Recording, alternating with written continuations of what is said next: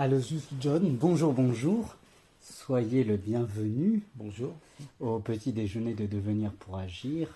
Et merci de me recevoir dans votre emploi du temps extrêmement chargé. Merci de me recevoir à Paris alors que vous travaillez à Rome.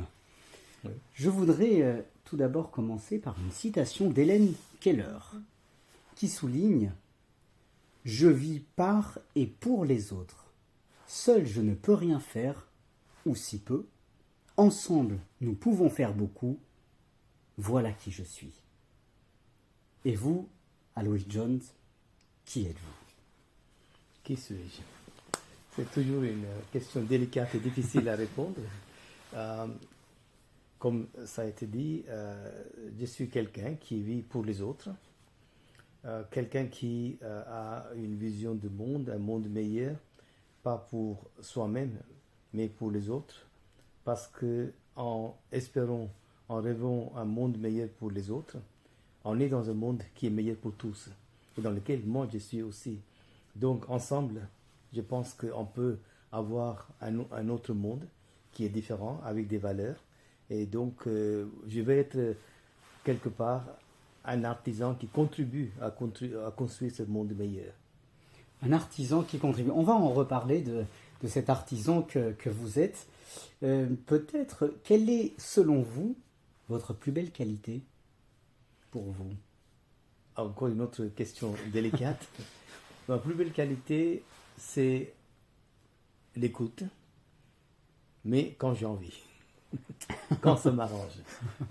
Mais je suis quelqu'un qui écoute. Et aussi respect de l'autre, parce que moi je veux être respecté, donc je respecte les autres. Donc ça aussi c'est une autre qualité, respecter les autres.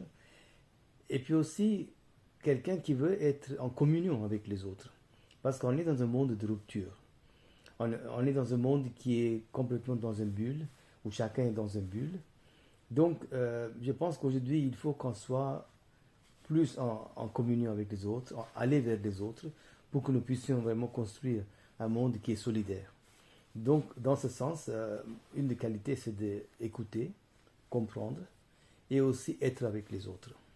Alors, on va reparler de tout cela, parce que les mots que vous utilisez, les adjectifs que vous utilisez sont au cœur même de cette interview anthropologique et philosophique. Alois John, vous êtes depuis... ça va faire depuis 4 ans, ça fait depuis 4 ans, en tout cas le 27 mai, que vous êtes secrétaire général de Caritas Internationalis. Très rapidement, avant de rentrer dans le vif du sujet, pouvez-vous, mais vraiment très brièvement, à tous les étudiantes et les étudiants qui nous écoutent, donner les grandes lignes de votre carrière professionnelle jusqu'à aujourd'hui, s'il vous plaît. Grandes lignes de mon carrière professionnelle, donc... en termes d'études, déjà, j'ai fait une partie, je suis d'origine indienne. J'ai fait une partie de mes études en Inde. Donc, j'ai fait les mathématiques et sciences de l'éducation et un peu de psychologie. Et puis, je suis venu en France et je commence à faire le diplôme d'assistance sociale et puis une maîtrise en travail social appliqué au travail et la sociologie à l'école des hautes études. Donc, avec ces études, j'ai commencé à travailler au début dans l'industrie alimentaire, dans les cafés, en 1981, quand je suis arrivé, en novembre. Et donc, je suis resté 1 an et demi. Et j'ai quitté ce travail parce que ça ne m'intéressait pas. C'était un travail où on était un peu robotisé, on était des robots, et on travaillait pour le profit. Et la question que je me suis posée, c'est est-ce que c'est le profit qu'on cherche ou bien est-ce qu'on cherche à être avec l'homme, être dans une communauté d'hommes qui ne cherchent pas le profit mais qui cherchent plutôt la relation, la communion et aussi vivre ensemble. Donc ça m'a amené quelque part à révolter un petit peu aussi. Et donc du coup, en 1983, il y avait un poste qui s'est libéré au Secours catholique. Donc, j'ai quitté ce travail pour aller dans ce poste au Secours catholique, qui était un inconnu. Le travail, c'était un travail que je ne connaissais pas, mais j'avais une idée de quoi il s'agissait en tant que responsable de travail social. Donc, ce travail quand j'ai passé l'interview, ça m'indiquait quelque part que ça pouvait répondre à mes attentes. Donc j'ai pris ce poste. Je suis resté jusqu'en 1986. Et puis je suis allé dans un foyer pour les sans domicile fixe, encore contact et être avec les gens, avec les pauvres. Et puis en 1989, j'ai été appelé à venir au siège à Paris pour être responsable de projet pour l'Asie et donc dans l'international. J'ai resté jusqu'en 1992 et j'ai été nommé responsable de département Asie et Moyen-Orient. Et ensuite, c'est parti pour jusqu'à 2004 où j'ai piloté le programme Tsunami, 80 millions d'euros. Et puis donc j'ai piloté ce programme en Asie, plus particulièrement au Sri Lanka. Et puis je suis resté jusqu'en 2012. Et en 2013, je suis arrivé à Rome en tant que directeur de développement institutionnel. Et en 2019, j'ai été élu secrétaire général. Donc c'est un parcours qui me convenait, qui était dans ce que je cherchais. Donc un parcours, je dirais pas monotone, mais un parcours qui était assez cohérent à mes souhaits, à mes valeurs et à ce que je voulais faire. Donc voilà. À part ça, j'ai été aussi enseignant à l'EFAC. Et alors, comme vous dites, depuis 2019, vous êtes secrétaire général de Caritas Internationalis à Rome. Présentez-nous à la fois votre travail et puis cette grande organisation, puisque c'est une ONG. Caritas Internationalis, ce n'est pas le travail du secrétaire général ou le travail dans le Caritas, ce n'est pas un métier. C'est une mission. Nous remplissons une mission de service à l'homme. Mais, comme dit le pape Benoît XVI, cette mission doit être ordonnée, doit être construite et doit être professionnelle avec la dimension de cœur. Donc, Caritas Internationalis est une vaste, je dirais, réseau de solidarité et de charité. Je dirais même le premier réseau après la Croix-Rouge mondiale, parce que nous sommes présents dans 200 pays. Nous avons 162 membres présents dans 200 pays et chaque Caritas est en contact direct avec la condition de pauvreté, la situation de pauvreté dans les communautés locales. Donc le travail consiste à animer ce vaste réseau. Donc animer ce vaste réseau, ça va dire nous avons un cadre stratégique. Le cadre stratégique a 5 orientations. Donc première orientation étant l'identité des Caritas. Il faut le promouvoir, il faut le faire vivre. Deuxièmement, sauver les vies humaines. Donc nous sommes présents partout dans le monde, là où il y a des urgences. Là par exemple, l'Ukraine, nous sommes là avec un projet de 40 millions d'euros. Tsunami, 250 millions d'euros en 2004, ainsi de suite. Et puis donc, deuxièmement, sauver la vie, c'est la deuxième orientation. Et la troisième orientation étant tout ce qui est d'être la voix des sans-voix, voix des pauvres.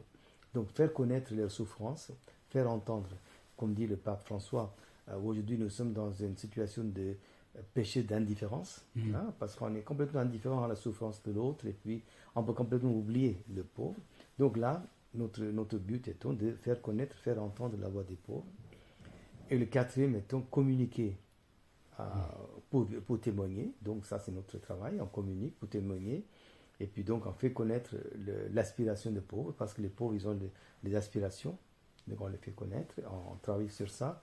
Et le cinquième étant, pour faire tout ce travail, il faut des institutions fortes. Donc notre travail consiste à renforcer les Caritas dans le monde entier pour que chaque Caritas puisse être vraiment un acteur privilégié avec les pauvres et qui accompagne les pauvres, qui défend les pauvres et puis qui sert les pauvres, qui sont capables de servir les pauvres pour que les pauvres puissent trouver leur aspiration, puissent avoir une réponse à leurs besoins fondamentaux. Donc voilà, donc le travail de Caritas consiste à animer tout cela. Le secrétaire général, il doit être gage de union, parce que c'est un vaste réseau, 162 Caritas, une diversité, et donc il faut trouver l'unité dans cette diversité, et donc il est là pour créer cette unité, et aussi il est là aussi pour témoigner la relation entre l'Église et la société et la Caritas. Comment est-ce que tout ça se travaille? Alors, Alois Jones, je trouve que vous avez votre mission, en tout cas on sent que vous la vivez pleinement. Vous avez utilisé, puisque c'est votre mission que vous menez, être au service des pauvres.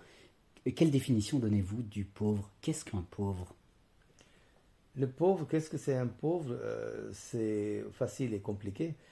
Facile parce que un pauvre, c'est si je vois l'évangile, sur la route de Jéricho, l'homme qui a été battu par les voleurs, et après il y a deux personnes qui passent devant, il y a une personne qui passe, il dit il a d'autres choses, donc il n'a pas le temps pour s'occuper de lui. Deuxième personne qui par là, il dit ah non, ce n'est pas ma priorité. Après arrive un Samaritain, et lui, il descend à son niveau pour écouter et puis pour l'aider. Donc de là, la notion de pauvre aujourd'hui, c'est celui qui est laissé au bord de la route, qu'on n'entend pas. Il existe, mais on n'entend pas. Il est là, mais on ne va pas le reconnaître. Et il a ses aspirations, mais on ne donne pas la possibilité d'exprimer ses aspirations. Donc aujourd'hui, le pauvre, c'est celui qui a la même vocation que Jésus quand il était jeune. Voilà, il était là, enfant de charpentier.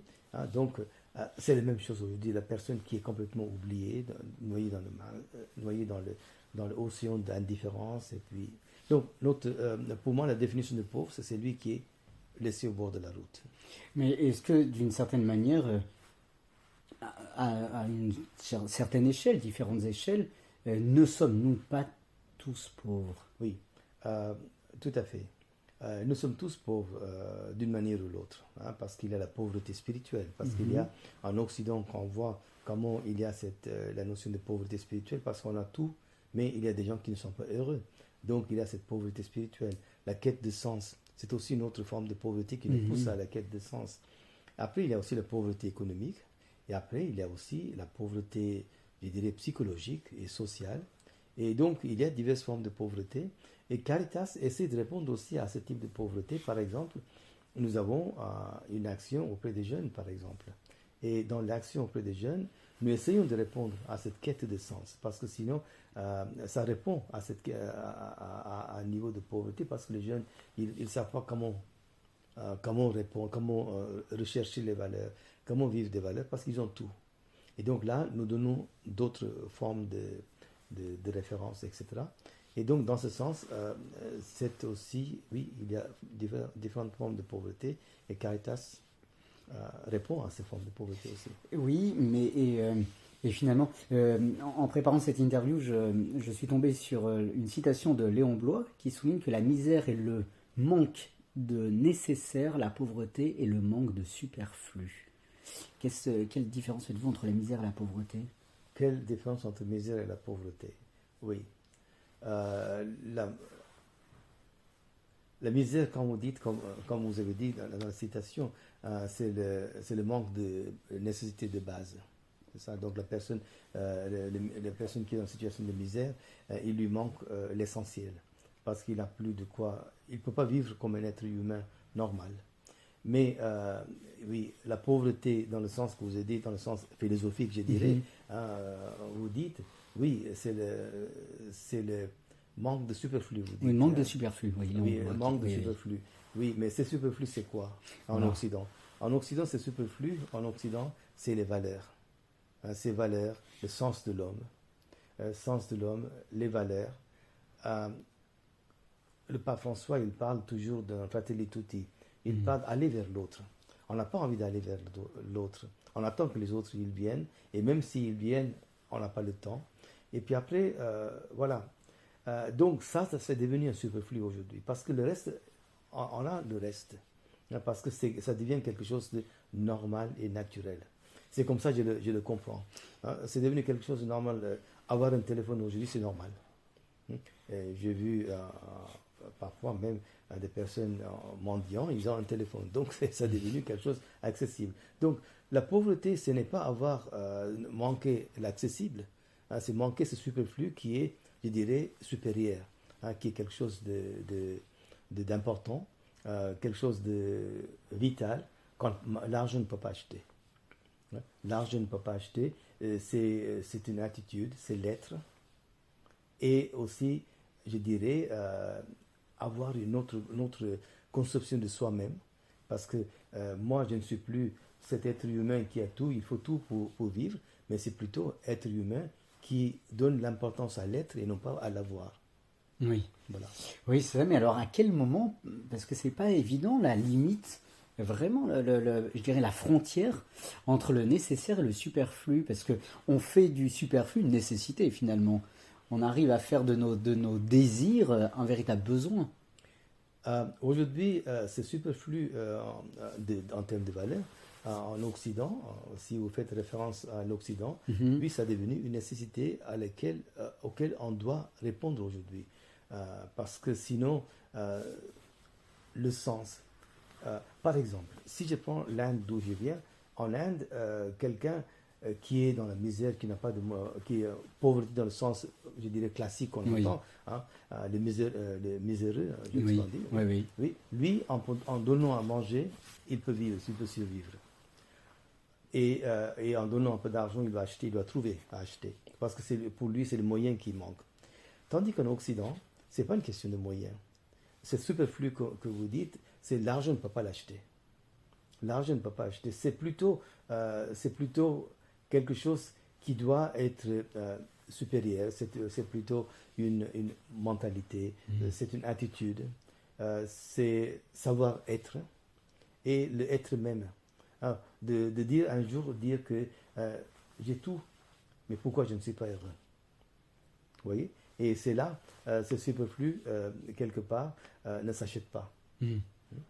Et souvent on dit, une fois quand je suis allé au Bangladesh, j'ai vu comment un enfant, en prenant une boîte de allumettes, il coupait 4 rondelles de carottes, il a mis une petite, des épingles, il avait sa charrette, il jouait avec ça.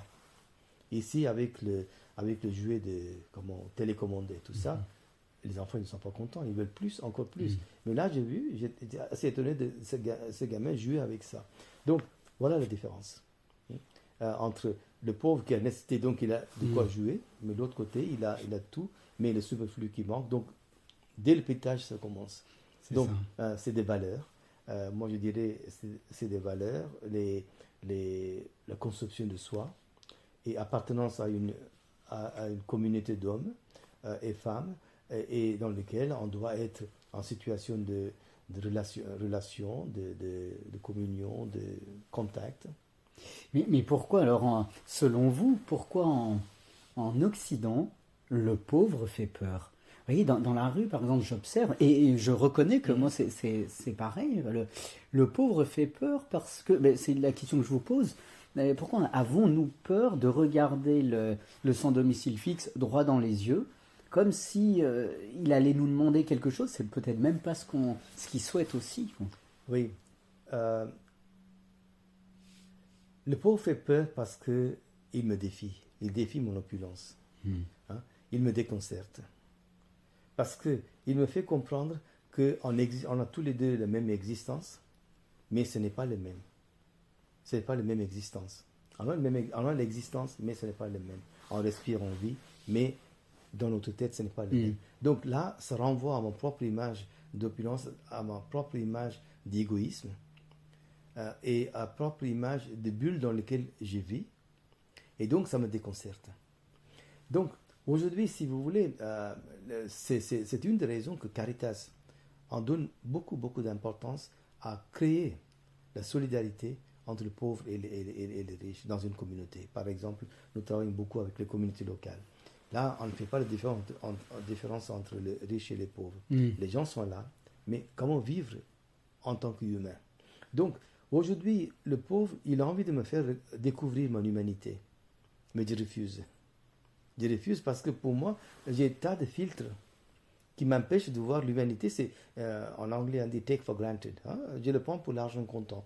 Mais cette humanité, il faut le découvrir au quotidien. Au quotidien, il faut le découvrir. Et c'est là, le pauvre, il me déconcerte.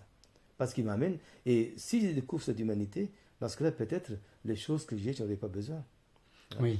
Et je n'aurais pas besoin. Et peut-être je vais adhérer à d'autres valeurs.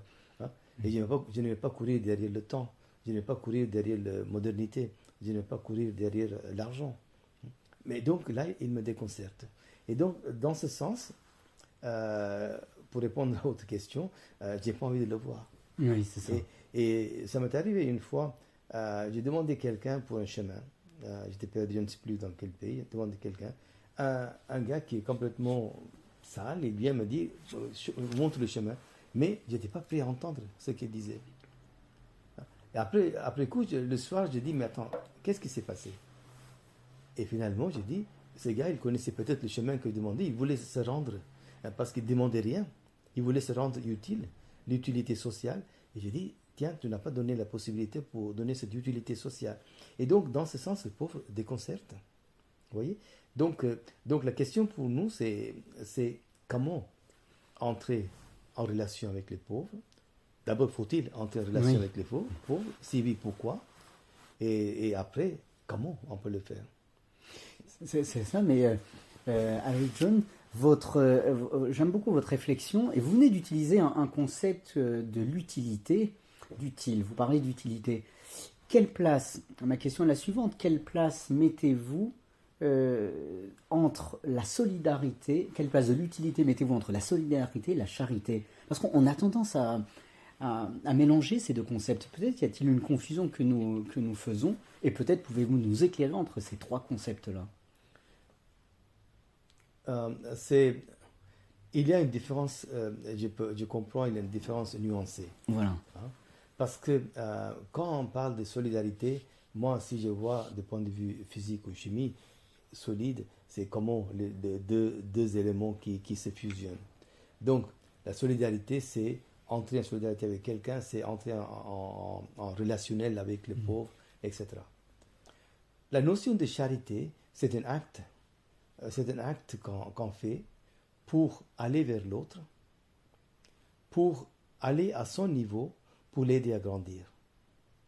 Pour l'aider à grandir. Donc, la charité, quelque part, libère la personne qu'on aide. Par exemple, dans le Bon Samaritain, dans le parabole de Bon Samaritain, le Samaritain, son acte libère la personne qui était blessée au bord de la route. Ça le libère, et donc du coup, lui aussi il est libéré. Donc la charité libère l'autre, et il me libère aussi. Tandis que la solidarité, c'est un acte de solidarité, c'est un acte naturel d'aller vers l'autre. On a quelque chose, donc je partage avec l'autre. Donc je partage, je donne. Donc, je donne, j'aide. Tandis que la charité a aussi cette notion de don de soi. Parce que moi, dans cet acte de charité, souvent quand je réfléchis, je dis, il y a aussi cet aspect égoïste. Parce que moi, je veux grandir aussi. Je veux grandir aussi. Je veux grandir. Donc, cet acte m'aide à grandir. Et c'est là, je pense qu'aujourd'hui, souvent, dans le travail social, en France, je suis à la base assistant social. Et donc là, on mettait la différence entre charité et solidarité. Parce que charité, c'est pour l'Église. Non. La charité, c'est pour tout le monde. Hein? Parce que la charité, c'est un acte qui m'amène à être en relationnel avec l'autre. Et ça me permet de grandir. Et ça permet l'autre de grandir. Et c'est un acte égoïste en soi. Et là, souvent, on fait cette différence. Voilà. Non, pardon. Oui, excusez-moi, je rebondis à l'instant sur ce que vous dites, parce que vous dites que c'est un acte égoïste. J'allais vous poser la question suivante. Finalement, si c'est un acte égoïste, le don est-il toujours gratuit? Donner, est-ce gratuit, ou attendons-nous pas finalement quelque chose en retour? Rien n'est gratuit dans ce monde. Parce que, comme on dit en physique, toute action a une réaction. Toute chose se transforme. Je pense que le don, en donnant le don, quelque part, libère. Et cette libération, quelque part, de soi, et le retour que je reçois. Est-ce que c'est gratuit ou pas gratuit? Ce n'est pas gratuit, parce que j'ai grandi aussi. Et une société a besoin de grandir. Une société a besoin de grandir. Et grandir ne peut pas se faire comme ça.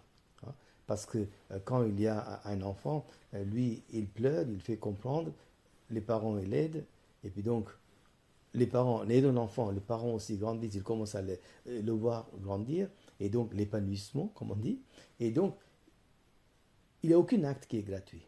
Donc, quand on parle de charité, quand ce don, quelque part, permet à celui qui donne d'abord de se libérer, parce que si je vois le bouddhisme, hein, donc c'est don, hein, donc quand on donne, dans le bouddhisme, c'est on donne, aller vers l'autre, on donne, je me détache. Parce que la tendance aujourd'hui, c'est de garder tout. C'est ça. De garder tout pour moi. Et garder, parce que c'est le mien. Non. Le pape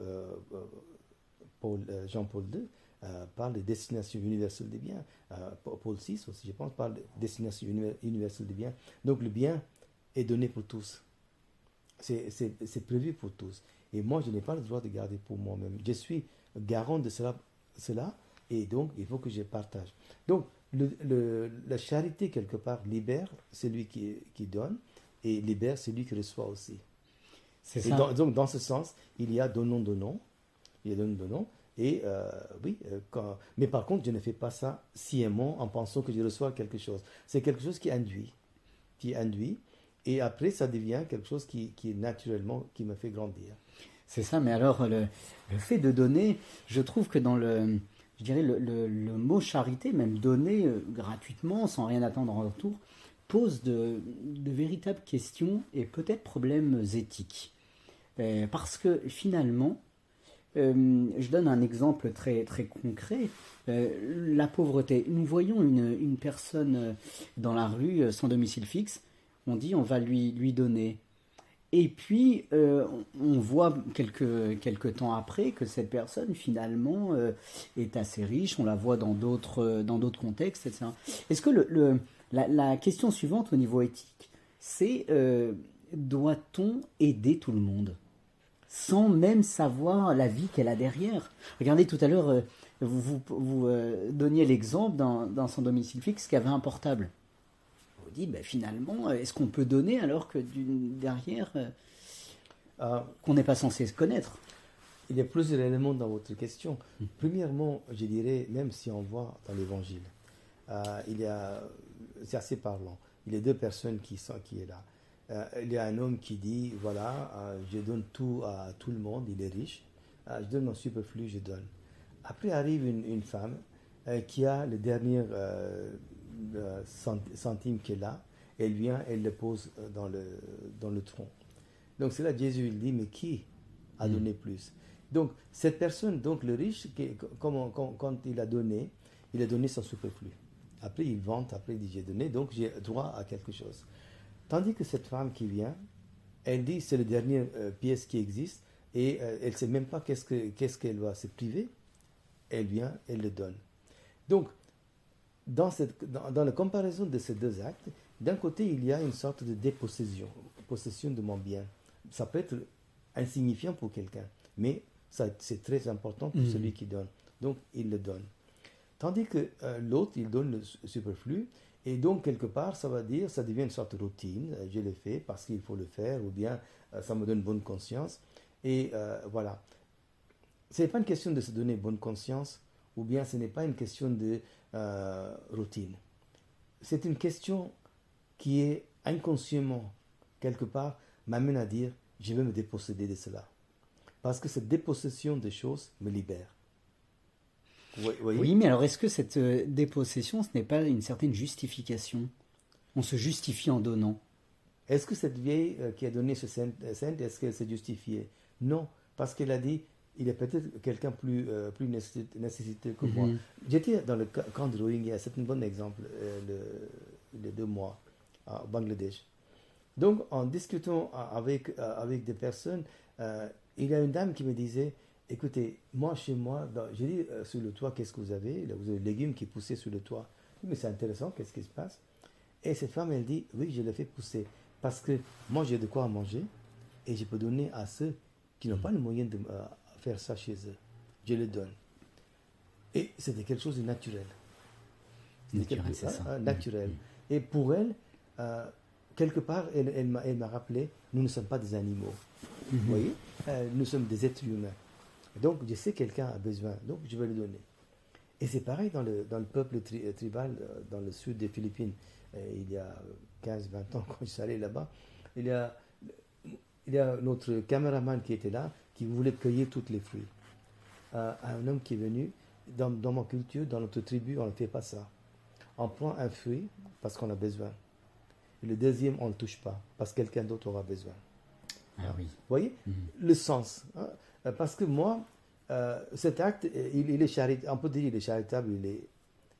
Donc, il justifie. Non, il dit non, je pense à l'autre. Cette justification, oui. Là, il y a une justification. Mon acte justifie l'existence de l'autre. C'est ça. Mon acte reconnaît que l'autre, il existe. Là, c'est fantastique. Vous voyez? Et donc, je ne suis pas seul dans ce monde. Donc, je fais partie d'une communauté. Nous ne sommes pas des êtres complètement isolés. Donc, tout ça. La deuxième question que vous avez posée, c'était savoir est-ce que la personne qui a un téléphone, mais qui suis-je de juger? C'est ça. Comment est-ce que vous jugez s'il a besoin ou non de téléphone? Parce que moi, j'ai une voiture. Donc, qui peut juger si j'ai besoin ou non d'une voiture? J'ai une voiture. Voilà. Et besoin ou pas besoin, qui peut juger? C'est une nécessité ou non, qui peut le juger? C'est un état de fait. Donc, cette personne, si elle a un téléphone, et s'il s'épanouit, pourquoi pas? Et si elle se trouve une existence par ce téléphone, pourquoi pas? Oui, mais regardez, on l'entend souvent, en tout cas en Occident, et à Paris, on le croise très souvent. On voit des jeunes qui sont SDF et donc qui sont dans la rue et qui demandent de l'argent. Et moi, j'entends plusieurs fois des personnes qui disent, mais ils ont qu'à aller travailler, ils sont jeunes, ils sont là toute la journée. Et alors, pourquoi, quelle justification si on leur donne pas d'argent, on se dit, bah, ils ont qu'à aller travailler, il faut qu'ils se démènent. Nous, on s'est bien démenés pour travailler. Et finalement, quelle réflexion avez-vous sur cet exemple concret? Moi, j'ai toujours entendu aussi, parce que j'ai travaillé de 86 à 89 dans un foyer pour réhabilitation de sans domicile fixe, mais côté aussi réfugiés, mais aussi français.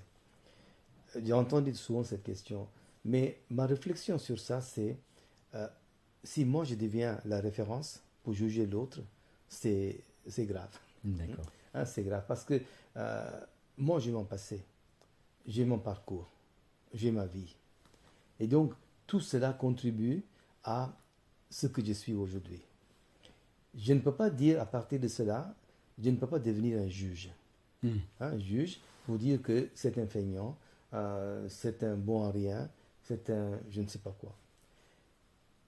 La question ici, c'est essayer de comprendre pourquoi ces personnes n'arrivent pas à trouver du travail. Et si on pose cette question, il y a plusieurs raisons.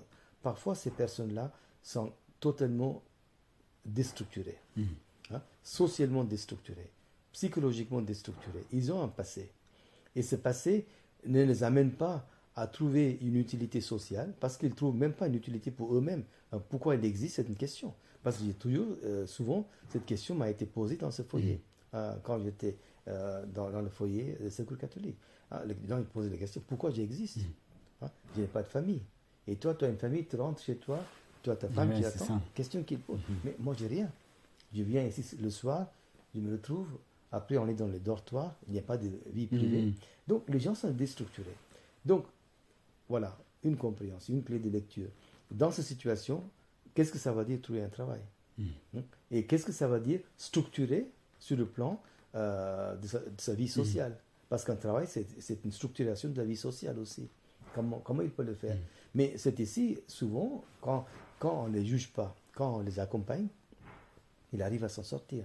Donc la question qui se pose à nous aujourd'hui, dans ce domaine, c'est comment à partir de démarches solidaires, être charitable, pour qu'eux, ils puissent grandir, et pour que nous puissions ensemble grandir. Et donc là, c'est là le vrai défi aujourd'hui. Et c'est ici, on va structurer la personne, structurer la personne, sa vie, etc. On contribue.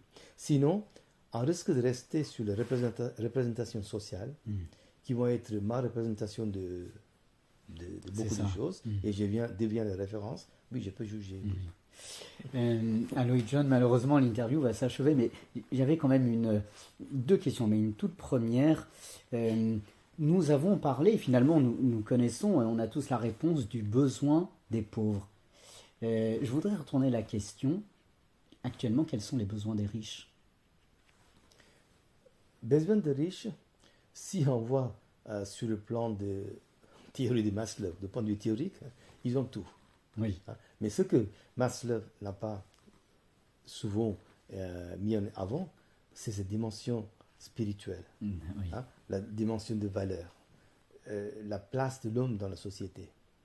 Et la place de l'homme dans la société, c'est plutôt vivre son humanité, découvrir son humanité, parce que moi, je dois découvrir mon humanité au quotidien. Sinon, ça devient trop arrêté. Donc, il faut que je découvre, pour que je puisse toujours être en communion avec les autres, parce que les choses changent, les personnes changent. Donc, ça, c'est quelque chose d'important. Donc, si on pose la question, quels sont les besoins des riches, des questions, c'est difficile à répondre, et complexe à répondre, mais je dirais d'abord, sens de l'homme, le sens spirituel, et je dirais même la valeur qui peut nous rendre plus humains. Parce que souvent, l'argent ou autre, ça ne rend pas humain, ça nous rend des gens riches, heureux, on peut dire, tout ce qu'on veut, mais par contre pas humains. Donc, voilà. J'aimerais vous écouter des heures, parce que vous avez une profondeur de la réflexion et on sent l'amour de l'humain que vous avez. Ma dernière question, Aloy Jones, à tous les étudiants et les étudiantes qui vous écoutent aujourd'hui, quel message d'espérance pouvez-vous leur offrir? Message d'espérance. Le message d'espérance que je me donne à moi-même, que je peux partager, c'est je dois être un professionnel, mais pas seulement un professionnel comme un robot, mais plutôt un professionnel avec la dimension de cœur. Et cette dimension de cœur qui m'amènera à être plus efficace pour transformer ce monde, pour contribuer à transformer ce monde, et si nous sommes tous si nous agissons tous de cette manière, je pense qu'un jour, le monde sera meilleur. Et c'est mon rêve, et c'est le rêve que je partagerai avec les étudiants. Un très grand merci. Merci pour votre humanité. Et je crois que vous m'avez permis de faire la transition avec la dernière citation qui, à mon sens, vous caractérise le plus, de Saint-Exupéry, qui souligne « On ne voit bien qu'avec le cœur, l'essentiel est invisible avec les yeux ». Merci de nous avoir donné cette lumière de votre cœur, cette lumière de cœur, et surtout merci de l'amour que vous avez, incommensurable que vous avez pour les pauvres. Merci pour tout ce que vous faites. Merci de m'avoir reçu. Merci. Merci. Merci.